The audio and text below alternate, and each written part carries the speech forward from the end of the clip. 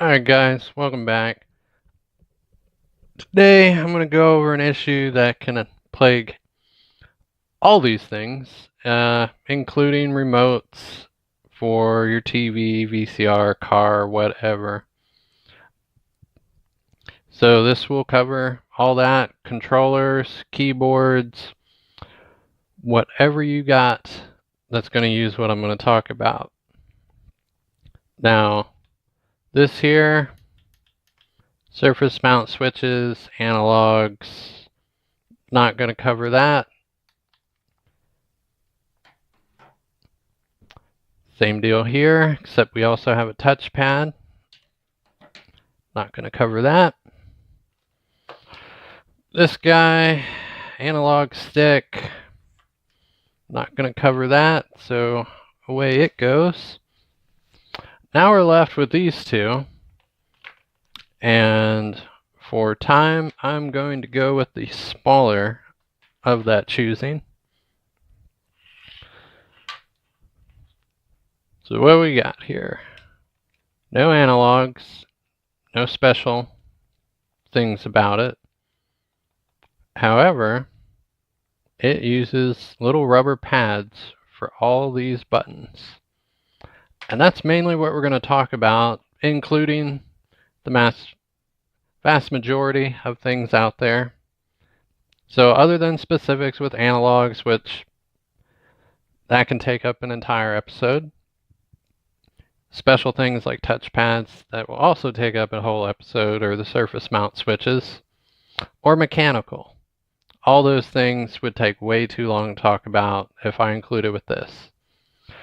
So we're going to look on how to restore that, how to keep it functional and feeling all right. Now this one doesn't feel particularly bad. I can tell it does need a good cleaning. So I'm going to go over how to open this up, good cleaning habits, and all that. So you want to start, you want to find the proper screwdriver, and you want to identify where all your screws are. Now sometimes manufacturers will have a sticker and they'll hide a screw under the sticker. Sometimes these are not everyday screws. Nintendo uses Tri-Wing. I've seen, say, Sega on the Game Gear.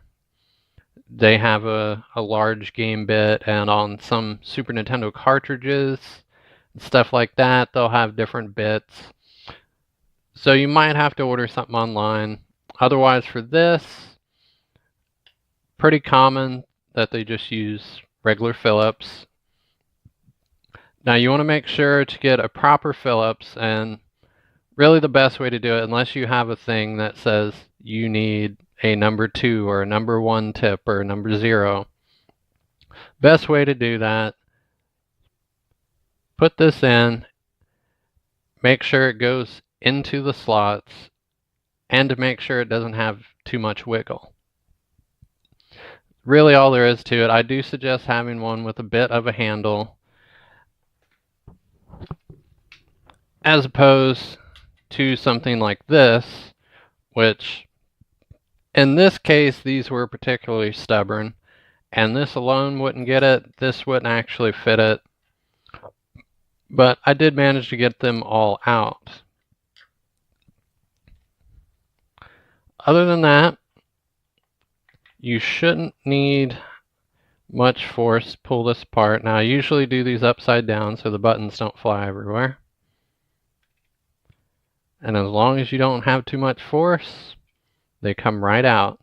Now you will have sometimes, like in this we're lucky enough they screw in R2 and L2. So set that aside. You will sometimes have those back buttons that might fall out, so be mindful of that. And inside here doesn't look all that bad yet. Now I will remove this cord and of course be very careful on this. And you should probably use a plastic tool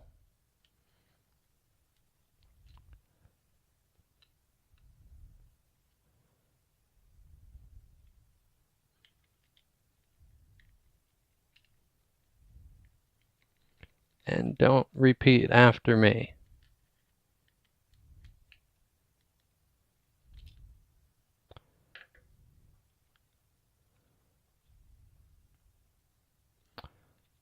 Okay, well, I'm going to leave that on for now.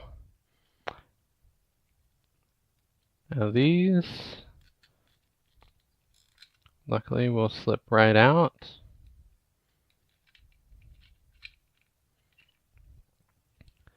And there we go. There's our board. Nothing super special. It doesn't really look all that bad. So that's good. Now we'll take out our buttons. And these are the parts that we are concerned with. Mostly. Now these actually have some dust buildup. And other than that, we work on getting all this out.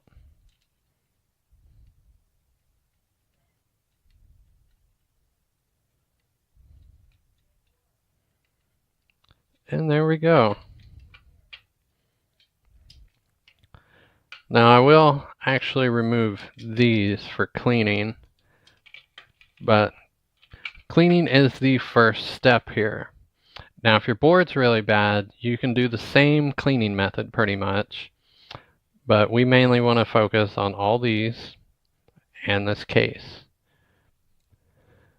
To clean it, if it's not too bad, you can just use some regular isopropyl alcohol.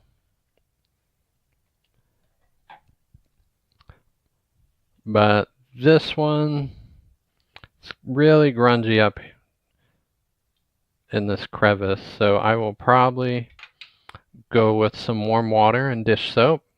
Perfectly fine. It's fine for the board as well.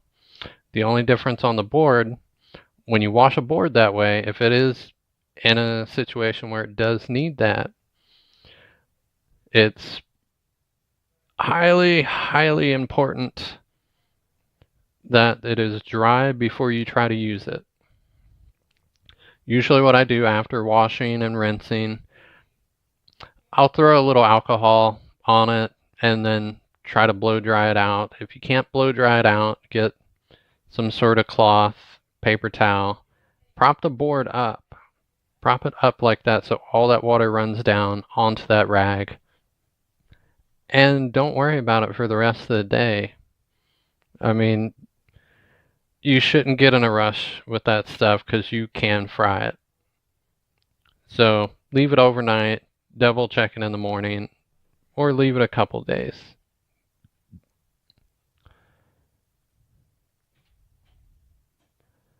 Other than that, I think I'm going to go ahead and clean all this stuff up. Now this board I'm not going to wash because it does look fine. It looks like they might have left us a little bit of flux on there, and I'll see if I can clean that up. But other than that, I'm going to get these done, and then I will come back. Alright, so we've got all of our cleaning done, and everything seemed to clean up pretty easily. Now in cleaning, it's usually best to just use a soft toothbrush. In these areas, you can use a Q-tip. And same for in here. Now you don't want to scrub too hard because you don't want to scratch or ruin the surface. Now this does have some slight discoloration here and there. You probably can't pick it up on camera. But that's another episode on how to do that. Or you can look around for retrobrighting. There's different methods.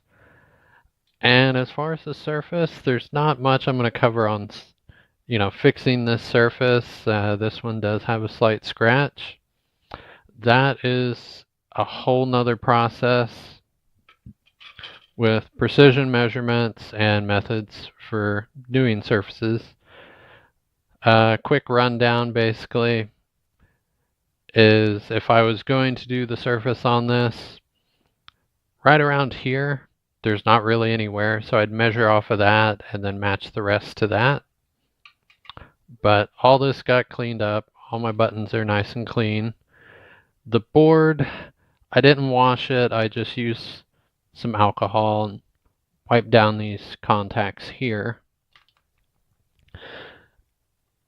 And that's for these little guys. These are essentially rubber. I think some people call them amoebas or amiibo pads or whatever. I just call them rubber pads. Now basically, all they do is they push down, this little black bit comes up, and I don't know if you can see that too well. And I made a tiny diagram of how that works. Basically, you'll have some sort of trace on a board or a wire or whatever, and it's broke. Now in this case, I made it very basic. We're just going to send voltage. And in this scenario, it might be a mechanical switch, a light switch, mechanical keyboard, arcade machine, whatever. And all it does is when these two connect, it gets sent to wherever. In my case, I just have a input-output chip. And when that makes connection, well, the system knows we hit A. Now in this case, especially right here, they just went with a simple bridge. And when we push that little black pad comes down, connects these two, making a little bridge. Well, hey, we hit B. And then sometimes, for whatever reason, they have fancy designs or patterns, which same basic deal. We push our pad down, it makes a connection. And that would basically be a momentary connection. Now, a solid connection or a permanent connection would be like your light switch. You flip it on, it's always on. Old computers use this. AT power supplies, I believe, run on this, but newer ones just send a momentary signal. And you can see on our board here, they went with the basics here and here, but over here they kind of have their own little pattern. Two of these points are shared. One goes to the chip, and I don't know if, I'm gonna guess it might be voltage on these because these are kind of thicker, so there might be a small bit of voltage. And then when the chip hits that voltage, it knows we press that button. Now, when you have an old pad on an old controller, these might get a little wore out. It might feel kind of mushy, not really popping like it should. And a simple solution is to take a little cup of water, hot water. You can microwave it, boil it, whatever. But you take some hot water, you just dip this in there for about 30 seconds, pull it back out, and usually I'd say try to get it to cool this way so it pulls these up just a hair. You don't want to push on them. You don't want to try to stretch this because you could break it. Now, if you're getting poor connection, you could try taking a lead pencil. And no, this isn't a pencil. And just barely rub. Now, some pencils are graphite, so mileage may vary. Or you could go another method if it's being extremely stubborn and add a metal contact. Now to make a metal contact, all you have to do is get foil tape, and it's kind of like aluminum foil with tape. And for reference, you can get this at pretty much any hardware store, Walmart, Lowe's, whatever. And it's generally HVAC, metal repair, aluminum foil tape. Nothing crazy. It's not super expensive. I think this roll was about $7 or $8. Now they do have different types. You can get copper. I don't really like copper. It's a better conductor, but I feel it oxidizes a little quicker and degrades that connection quality a little bit. And if you look around online, you can get gold, but this will generally do. It's common stuff to find. But it's up to you what you want to use and if you're actually going to go with this method. Now, I went with this method on everything because I figured why not. Now, all you have to do, cut you a really small strip, try to measure it up, and cut it to size. Now, I'll demonstrate that on this bottle here. Now you want to clean this, usually get a little alcohol and a Q-tip. Clean the bottom of your pad. Since this is larger, it would be a lot easier to do this, but you cut it down, still a little big.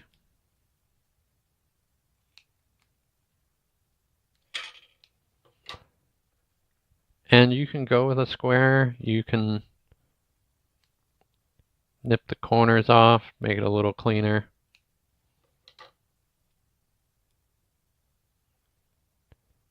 As long as you get about 90% of that surface done,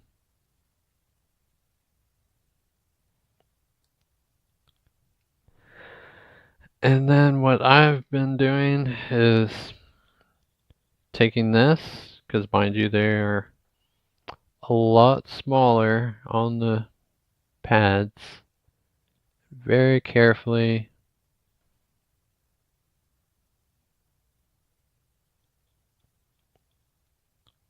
separating that.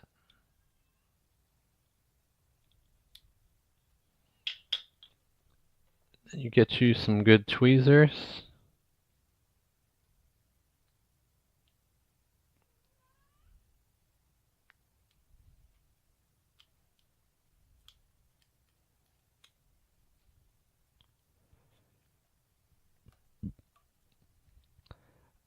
And just apply it, massage it, make sure it's centered up. Now it's a lot easier to massage it because we have a large surface area. But that's basically it.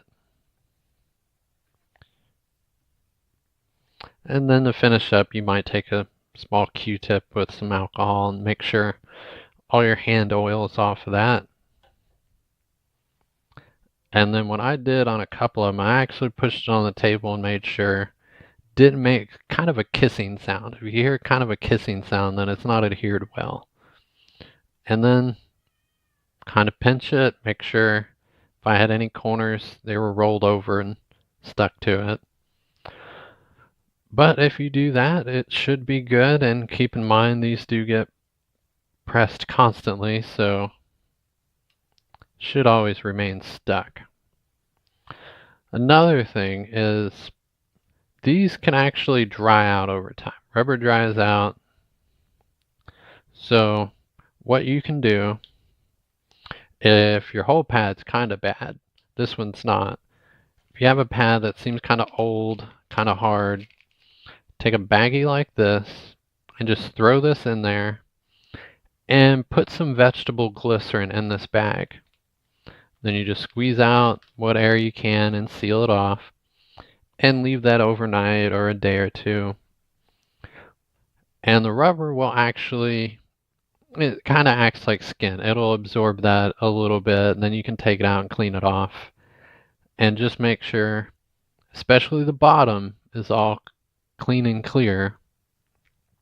But you don't want to get too crazy with alcohol or something and dry it out again. That will basically get you back to a like new rubber piece. Now on this, I actually have taken about a drop of vegetable glycerin, and the rest of it's Vaseline. I had to heat it up so I could mix it. But what I did, and I've already did it to all those, I took a very small, and this is going to be really hard to see on camera, but a very teensy amount there. That's probably too much. And I just applied a little bit around the rubber that actually flexes, because that's all I care about on this.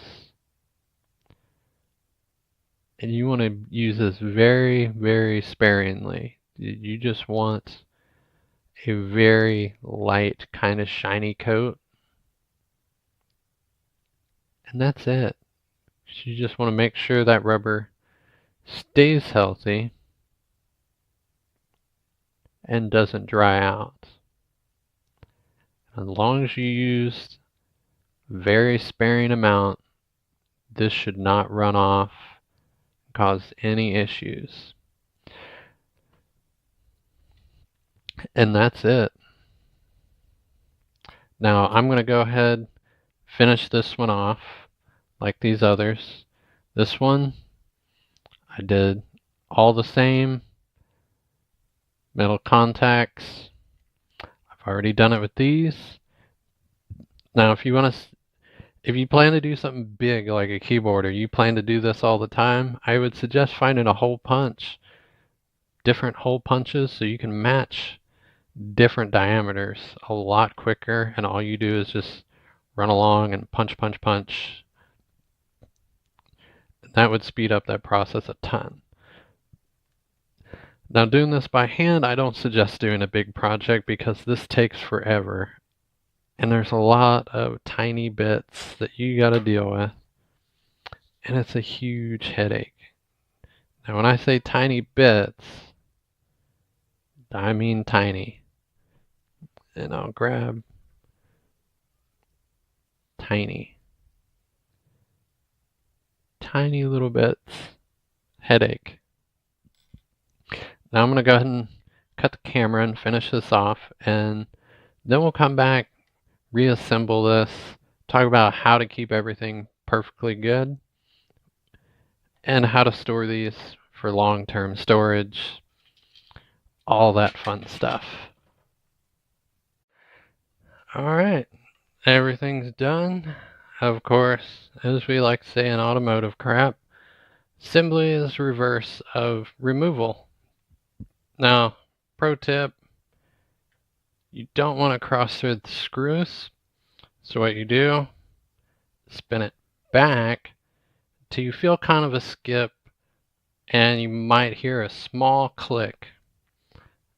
Then tighten it down. Don't over torque it. These are pretty good for tightening because it is nearly impossible to over torque with one of those. And you might be wondering, does metal contacts actually work for a PS1 controller? And they do. I tested it on probably the worst game I've ever played. And everything works good as it can, I guess. I didn't notice any issues with any buttons. I made sure to test all of them. All of them work. And surprisingly, the PlayStation I used worked. Now, as far as storing this,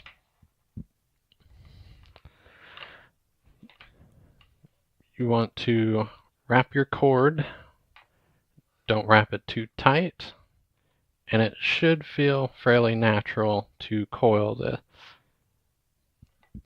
Now all I'm doing to get it to coil a little easier is slightly just spinning between my thumb and index finger. And that's a fairly okay coil. Going to tighten up just a hair. And I've only got one of these, but you can use these Velcro straps. You can use twisty ties. You can use zip ties if you don't mind throwing it away. You basically just want to go with that. Make sure your ties aren't too tight and your coil isn't too tight, because you could damage any of the wires in the cord, and Then you got to replace a cord. And what I'm going to do, and I do it with quite a few controllers, is try to jam it in this bag. This bag probably should have went with some bigger ones, but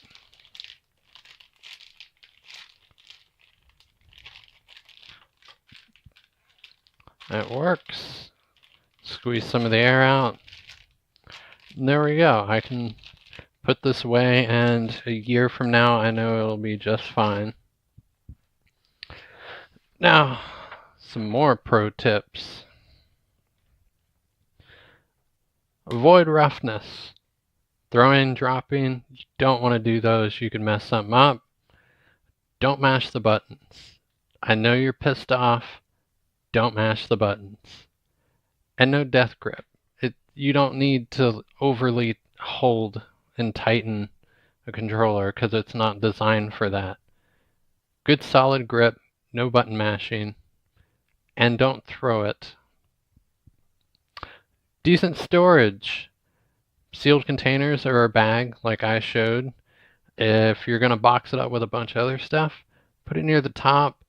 You don't want to put a bunch of weight down because you can ruin any of those rubber pads or joysticks or really anything. You could completely crush it if you put too much weight on top.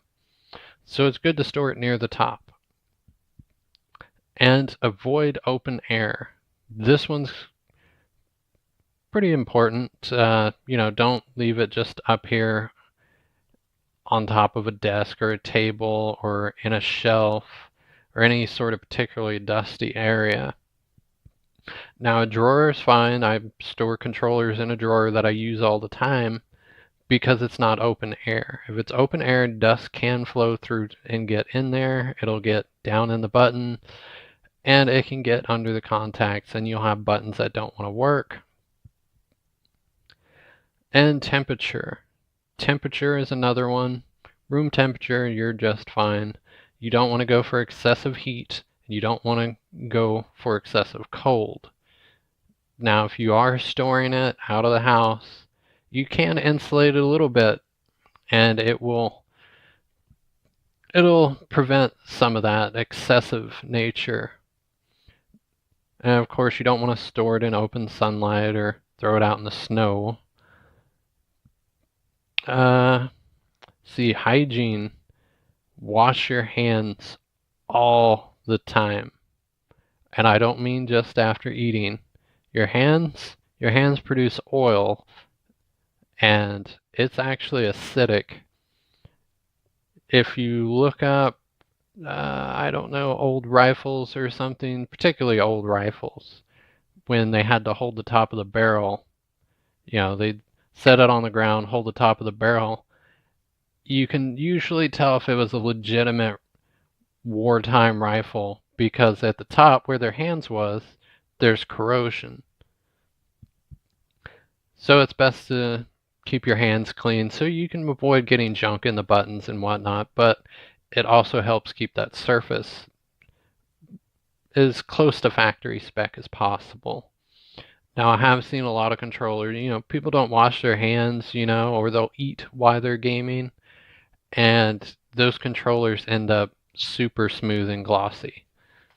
They'll end up looking like this case cover, which probably doesn't project well, but super smooth, glossy, and it lost any of the surface. Maybe this will show up a little better. It has some surface roughness. You definitely want to keep that. And it also adds a little value to the controller, so you took care of it. And occasionally wipe off the case. Just take a little alcohol maybe, and a little paper towel or cotton swab or rag, and just wipe the casing off. Give it a general cleaning.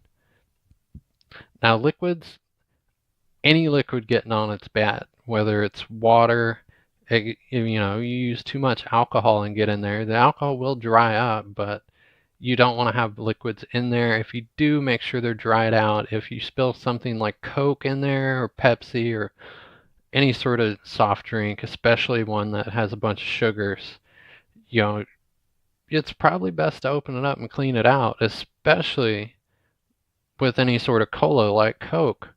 I have seen extreme damage cases where all it took was they just take something apart and clean the Coke out. It's really bad. It will eat up traces, cause corrosion early. It's really destructive. And then, of course, before you use anything on your controller, research all chemicals before use. Find out if what you're going to be putting on there is going to cause an adverse effect, such as, we'll say acetone. Acetone can eat plastic if it's exposed too long. If you get something like Goof Off, which, it removes sticky stuff, on the back it says do not use on most plastic. Let's say you're going to use brake cleaner. Brake cleaner eats through plastics. If you're going to use something like that, sensor cleaner works if you're going for automotive type stuff, or if you got some laying around. That stuff usually works. If you're going to have to go out of your way to get something, just get something specific for the application. In this case, if we were going to clean the actual board in it, just PCB cleaner or alcohol. Better safe than sorry. And of course, if you learned anything, be sure to like and subscribe. Maybe you tried some method that I just talked about and you got an old controller working. Awesome, leave a comment. Let us know about that. Maybe there's something I didn't cover, you have a question, go ahead and ask away. And if you want to see more like this, you can always help me out by helping me out on Patreon. And, maybe you don't want to deal with a controller or something. Maybe you just don't feel confident or you don't care. Whatever. I do accept, if somebody has old stuff they just want to give away, send me a message, let me know, and we'll see what we can work out. Other than that, I'm going to get off of here, and you guys have a good night.